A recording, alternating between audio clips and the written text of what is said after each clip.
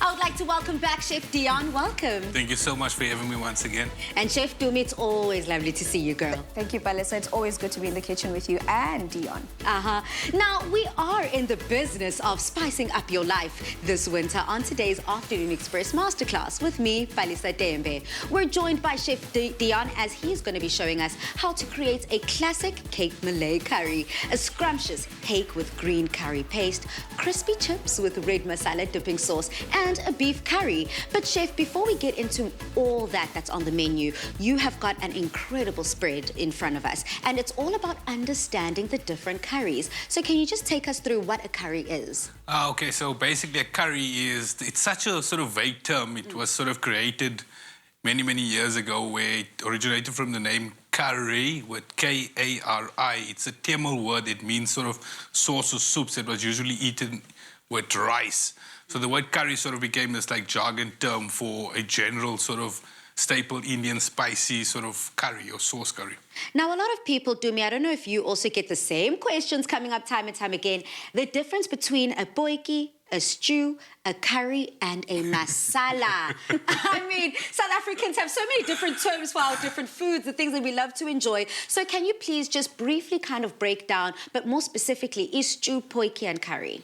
The thing is, we're South African and we're so diverse. There's 11 different languages in our country. So to sort of like segregate it would bastardize the individual cultures. So they're all in its own space a curry in a sense because of the different areas and how it got influenced through the slave trade. Okay. And when we all came over here, that's how the different names are. But basically a stew and a curry, like your stews are more sort of milder and lighter toned and lighter in color as well. And your curries always will consist of your trinity, your garlic, ginger, chili, and your masalas are basically like your paste or combination of sort of spices, dry or fresh, that's sort of pounded together to create this amalgamated sort of paste or spice that you add to your base when cooking your curries. Love that. I mean, Dumi, does it sound like Chef is right on the money? Definitely, Palisa. And I think he put the hammer on the nail rightly when he said exactly the fact that it's in essence the same thing. It's how we take it and make it our own. Absolutely. We've taken a boiki, which is in essence some sort of a curry in a sense, just how we cook it,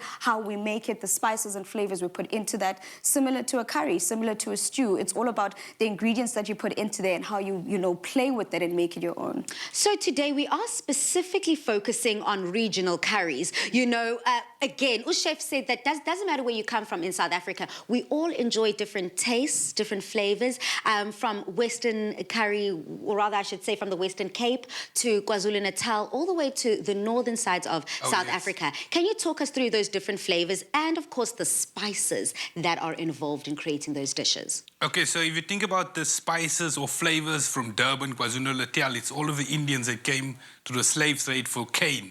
So they were sort of like,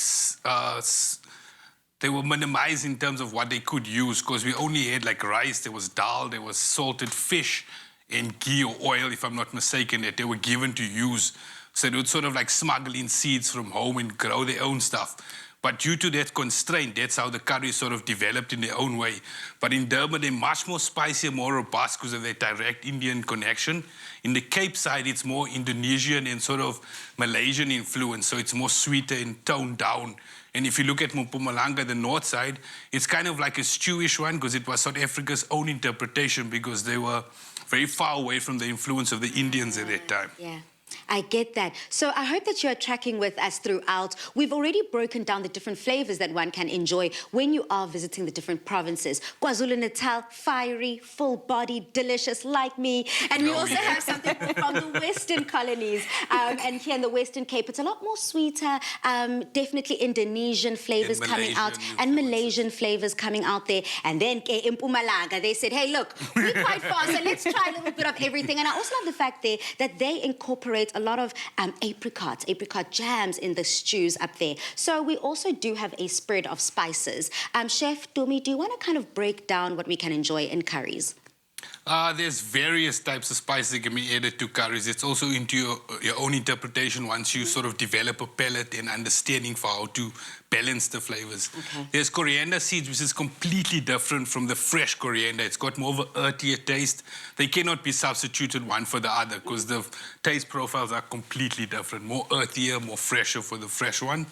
Over there we have cumin seeds, which have the sort of earthy down tone, which is mainly used in a lot of bases of curry powders or masalas, whichever word you might use, but a combination of spices that we spoke about. If you look at your black cardamom, also very different compared to your green cardamom. Your green cardamom is more floral and fragrant. Your black cardamom, because it's dried and toasted on open flames to sort of dry it out, so it has a light smoky flavor to it.